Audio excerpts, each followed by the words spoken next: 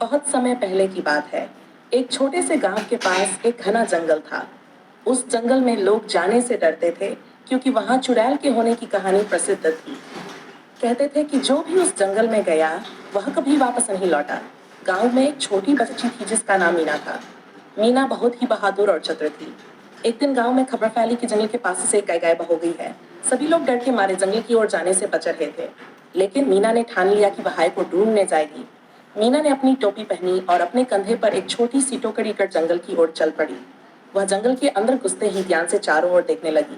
चलते चलते उसे एक पुरानी झोपड़ी दिखाई दी। झोपड़ी से अजीब सी आवाजें आ रही थी। मीना ने हिम्मत करके झोपड़ी का दरवाजा खटखटाया। अंदर से एक बूढ़ी औरत निकली जो बहुत डरावनी लग रही थी। उसकी आंखें लाल थीं, बाल बिखरे हुए और कपड़े फटे पुराने थे। मीना समझ गई कि यही वह चुड़ैल है जिसकी कहानियां सब सुनाते थे। लेकिन मीना घबराई नहीं।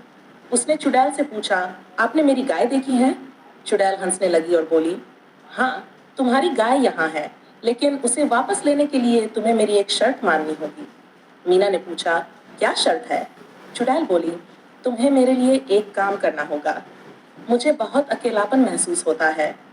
अगर तुम मेरी दोस्त बन जाओगी और मेरे साथ हर रोज कुछ समय बिताओगी तो मैं तुम्हारी गाय वापस कर दूंगी। मीना ने सोचा कि चुड़ैल वास्तव में बुरी नहीं थी, बस अकेली थी। उसने चुड़ैल की शर्त मान ली। अब मीना हर दिन चुड़ैल से मिलने जाती और दोनों मिलकर खेलते, बातें करते और जंगल में घूमते।